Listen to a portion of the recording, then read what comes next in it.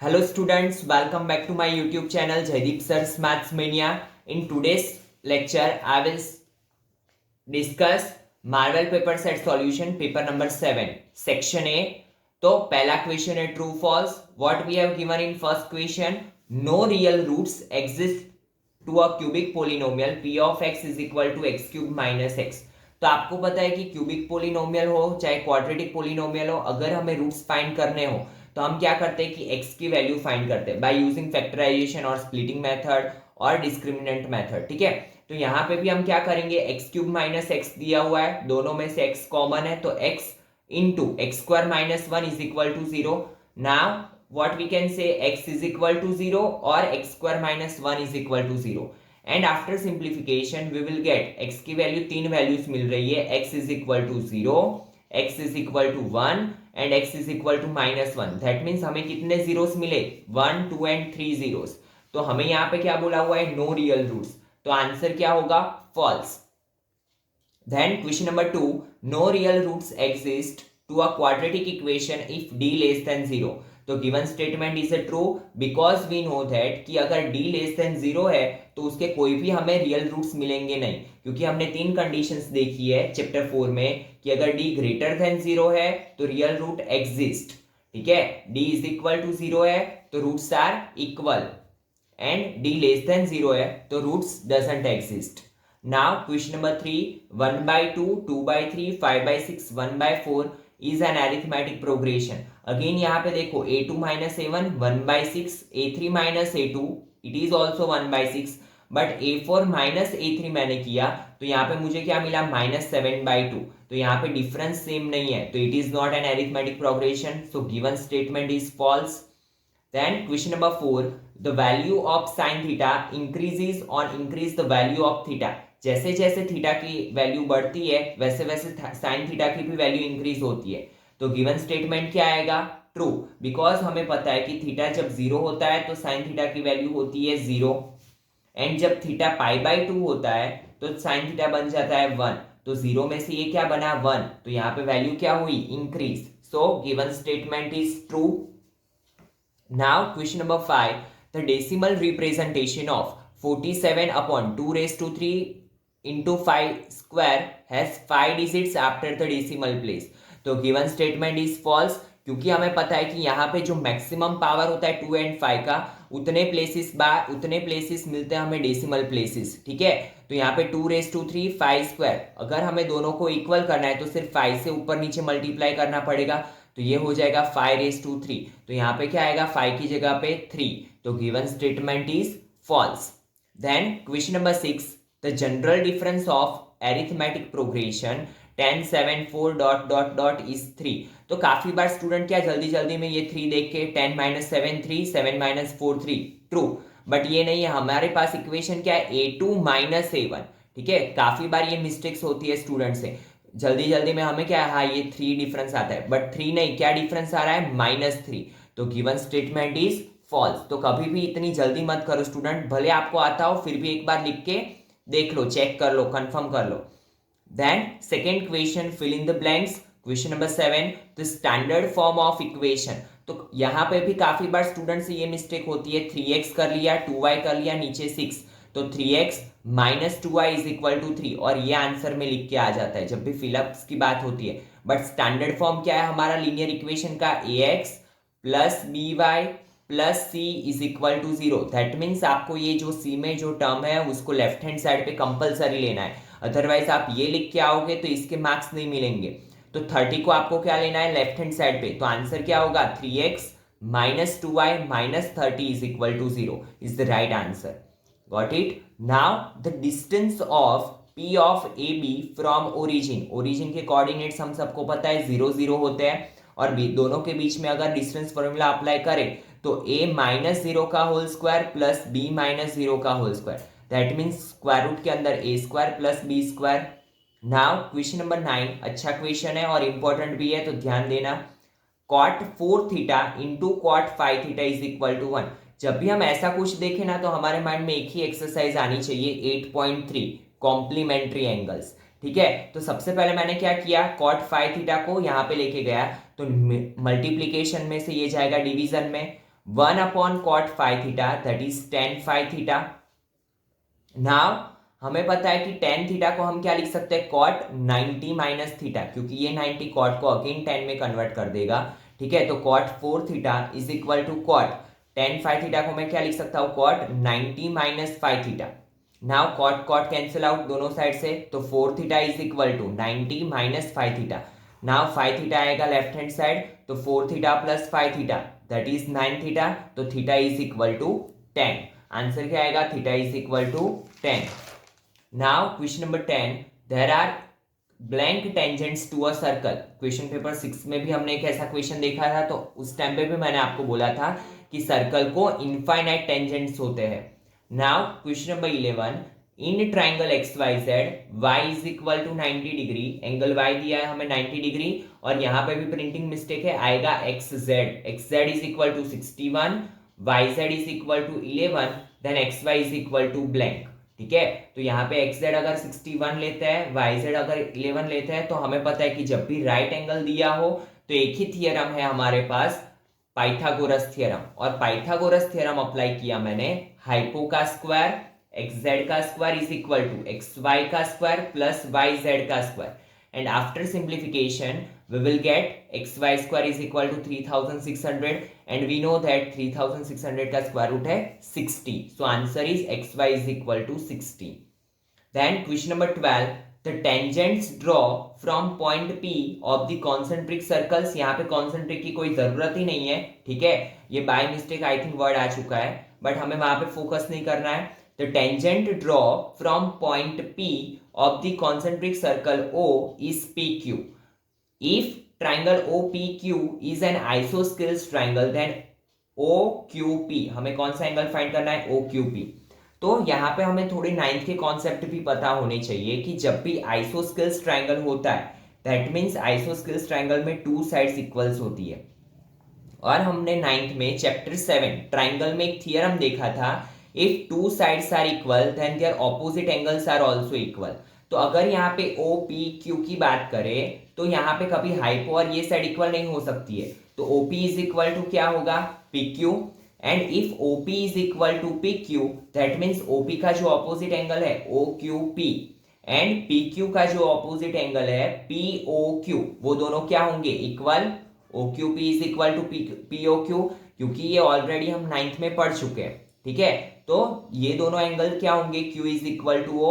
Now हमें पता है कि ट्राइंगल के तीनों एंगल का एडिशन कितना होता है, 180 डिग्री।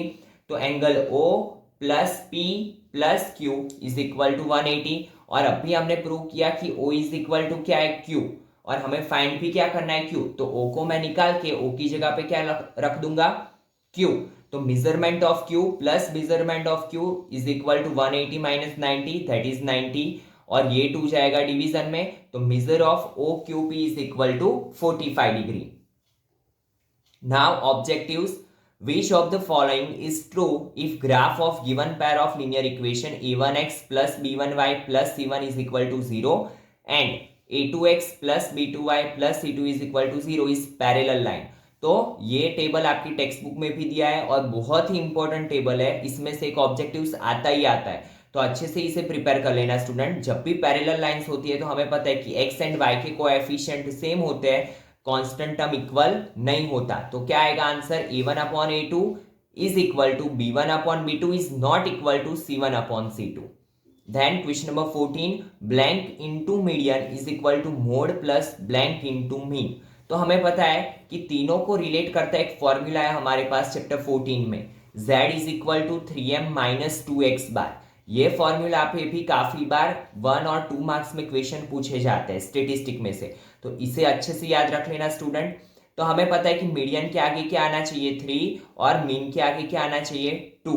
तो यहाँ पे आपको थोड़ा घुमा फिरा के दिया हुआ है, बट अगर आप इसको कन्वर्ट करोगे 3 into median is equal to Z plus 2 into mean, और ये मीन को इस साइड ले लोगे तो हमारे अगेन इक्वेशन बन जाएगा। तो ऑप्शन क्या आएगा, 3 and 2। Then question number 15, which of the following experiments have equally likely outcomes। equally likely का मतलब क्या है कि जो दो इवेंट्स है दोनों के इक्वल चांसेस, 50-50 चांसेस, तो ऐसी एक ही इवेंट है जो आपके 4 ऑप्शन है उसमें से। वो है ऑप्शन सी। एक्सपेरिमेंट दिया हुआ है अ बेबी इज बॉर्न, अगर बेबी बॉर्न हुआ है तो वो बॉय भी हो सकता है, वो गर्ल भी हो सकती है, तो इसके इक्वली लाइकली आउटकम है। So right answer is option C. Then probability of the event Rinku scores 70 marks in the exam of 100 marks। यहाँ पे क्या पूछा है, 100 में से 70 मार्क्स आने की पॉसिबिलिटी। तो मोस्ट ऑफ द टाइम मैंने देखा हुआ है कि स्टूडेंट ये मिस्टेक करके आ जाता है 70/100 या फिर 1/100, दोनों में से एक भी आंसर नहीं आएगा, क्योंकि यहाँ पे एक पेपर की बात हो रही है कि जिसमें रिंकू के 70 मार्क्स आने की पॉसिबिलिटी। तो कोई भी पेपर में कोई भी मार्क वन टाइम ही आ सकते हैं, जैसे कि आप मैथ्स का पेपर लिख रहे हो तो उसमें आपके 70 भी आ सकते हैं, 75 भी आ सकते हैं, बट पॉसिबिलिटी वो भी है कि अगर आपने प्रिपरेशन नहीं की है अच्छे से या पेपर बहुत ही टफ आ गया तो काफी स्टूडेंट्स के 0 मार्क्स भी हो सकते हैं। तो अगर 1 to 100 में हम 0 को ऐड करें तो टोटल डिजिट्स हो जाएंगे 101। तो जब भी ये पेपर वाला क्वेश्चन आए कि इतने मार्क्स, अगर आपको ऐसा पूछा हो कि 50 मार्क्स में से 25 आने की पॉसिबिलिटी, तो आप नीचे लिखोगे 51। 30 मार्क्स में से पूछा हो 17 आने की पॉसिबिलिटी, तो आप नीचे लिखोगे 31, एक ऐड करके लिखोगे, और ऊपर तो ऑलवेज 1 ही आएगा। क्लियर है स्टूडेंट्स? तो जब भी ऐसे कोई भी मार्क्स आने की पॉसिबिलिटी पूछी हो तो 1, और नीचे टोटल मार्क्स में आप 1 ऐड करके लिखोगे। Now question number 17, the solution of linear equation pair 3x plus 2y is equal to 6 and x minus y is equal to 7 is blank। तो मैंने यहाँ पे एलिमिनेशन मेथड से अप्लाई करके आंसर फाइंड किया है। x एंड y क्या मिला हमें, 4 एंड -3। और अगर आप सब्स्टिट्यूशन अप्लाई करना चाहते हो तो वो भी कर सकते हो, और क्रॉस मल्टीप्लीकेशन से भी आप अपना आंसर ला सकते हो। तीनों मेथड में आंसर तो सेम ही रहेगा। क्लियर है स्टूडेंट्स? ठीक है। और अगर आपको एलिमिनेशन, क्रॉस मल्टीप्लीकेशन या सब्स्टिट्यूशन में प्रॉब्लम हो तो मेरे चैनल पे प्लेलिस्ट में चैप्टर 3 का प्लेलिस्ट बना हुआ है, तो उसमें से आप देख के क्लियर कर सकते हो। Now question number 18, a box contain cards number 3 to 100। एक बॉक्स में हर एक कार्ड पे 3 से लेके 102 तक के नंबर्स लिखे हुए हैं। If one of the card is randomly selected, उसमें से हम क्या कर रहे हैं, एक कार्ड को सिलेक्ट कर रहे हैं, वो कार्ड पर होल स्क्वायर वाला नंबर आने की पॉसिबिलिटी। तो सबसे पहले हमें वो पता होना चाहिए कि होल स्क्वायर वाले कितने नंबर है। होल स्क्वायर बोला हो चाहे परफेक्ट स्क्वायर बोला हो, तो आपको पता है कि कौन कौन से नंबर परफेक्ट स्क्वायर है। 4, 9, 16, 25, 36, 49, 64, 81 एंड 100। तो total 9 numbers are there, that is whole square number. ठीक है। और नीचे क्या आएगा, टोटल नंबर ऑफ कार्ड्स। और यहाँ पे गलती से भी जल्दी जल्दी में 102 लिख के मत आना, क्योंकि यहाँ पे क्या बोला है 3 से 102, दैट मीन्स 1 वाला भी नहीं है 2 वाला भी नहीं है। तो 102 में से मैं 2 कार्ड को निकाल दूं तो क्या मिलेगा, 100। So answer is option A, 0.09। Now question number 19, a pair of linear equation is said to be inconsistent. कभी भी कोई भी इक्वेशन को इनकंसिस्टेंट कब बोलते हैं, जब उसका कोई भी सॉल्यूशन हमें ना मिले, that means no solution. Now question number 20, the roots of the quadratic equation. तो सबसे पहले मैंने ये क्या किया, सिंप्लीफाई करके इसको क्वाड्रेटिक इक्वेशन में कन्वर्ट किया, और उसके बाद मैंने क्या किया, यहाँ पे बाय यूजिंग डिस्क्रिमिनेंट मेथड इसके 2 जीरोस फाइंड किए, तो मुझे अल्फा एंड बीटा की वैल्यू मिली 5/2 एंड -5। तो यहाँ पे भी ये क्वेश्चन में स्टूडेंट्स ऑप्शंस रॉन्ग है। अगर आप स्प्लिटिंग मेथड से भी करोगे तो भी ये आंसर मिलेगा, डिस्क्रिमिनेंट से भी करोगे तो भी आपको यही आंसर मिलेगा। ठीक है। तो यहाँ पे ऑप्शन करेक्ट कर लेना। Right answer is 5/2 and -5। Now question number 21 and 22, match the following. वहां पे दिया है हमें पोलिनोमियल, एंड सेक्शन बी में दिया है मैक्सिमम इंटरसेक्शन पॉइंट। तो maximum intersection point with x axis क्या होता है, तो जितने जीरोस होते हैं पोलिनोमियल के उतने हमें इंटरसेक्शन पॉइंट मिलते हैं। ठीक है। तो आपको पता है कि ax² plus bx plus c it is a quadratic polynomial, और क्वाड्रेटिक पोलिनोमियल के मैक्स टू मैक्स कितने जीरोस हो सकते हैं, 2 जीरोस। तो उसके इंटरसेक्शन पॉइंट भी कितने मिलेंगे, 2। वैसे ही ax³ plus bx² plus cx plus d, ये क्या है, क्यूबिक पोलिनोमियल, और क्यूबिक पोलिनोमियल के मैक्सिमम जीरोस कितने हो सकते हैं, 3। ठीक है। तो उसके मैक्सिमम इंटरसेक्शन पॉइंट कितने मिलेंगे, 3। नाउ क्वेश्चन नंबर 23 एंड 24, जिसमें सेक्शन ए में दिया हुआ है 3 अनबैस्ड कॉइन्स आर थ्रोन। यहाँ पे कितने कॉइन्स है, 3 कॉइन्स। तो आपको पता होने चाहिए कि टोटल आउटकम्स, कितने होते हैं, कॉइन की दो साइड्स, और कॉइन को अगर 3 टाइम टॉस किया है तो 2 raised to 3, दैट मीन्स 8। और इसका एक इजी तरीका है कि इसके टोटल आउटकम्स लिखने का। अगर यहाँ पे 8 है तो 8 को 2 से डिवाइड करें तो क्या मिलेगा, 4। तो पहले 4 टाइम्स h लिख लो, देन 4 टाइम्स t। अभी 4 का हाफ कर लो तो 2 times h 2 times t, 2 times h 2 times t। Now 2 का हाफ कर लो, 1 h t h t h t h t। और ये मिले मुझे टोटल आउटकम्स। या तो 3 बार हेड मिल सकता है, या पहले 2 बार हेड, 1 बार टेल, हेड टेल हेड, ठीक है। ऐसे टोटल 8 आउटकम्स हमें मिल सकते हैं अलग अलग। नाउ पहली प्रोबेबिलिटी पूछिए 3 हेड्स आने की पॉसिबिलिटी। तो हमें पता है कि 3 हेड्स कितनी बार आते हैं, ओनली 1 टाइम। देखिए एच एच एच, तो आंसर क्या आएगा, 1/8। So option is B, 1/8। Then 2 heads आने की पॉसिबिलिटी, तो 2 हेड कितनी बार आए, एच एच टी एच, यहां पे भी 2 हेड है, और टी एच एच, यहां पे भी 2 हेड्स है, ठीक है, बाकी एक भी बार नहीं है। तो 1 2 एंड 3, तो आंसर क्या आएगा, option C, 3/8 is the right answer. तो इसी के साथ स्टूडेंट क्वेश्चन पेपर 7 यहाँ पे कंप्लीट हुआ। In next lecture we will discuss question paper 8। चलिए मिलते हैं नेक्स्ट लेक्चर में। Thank you students.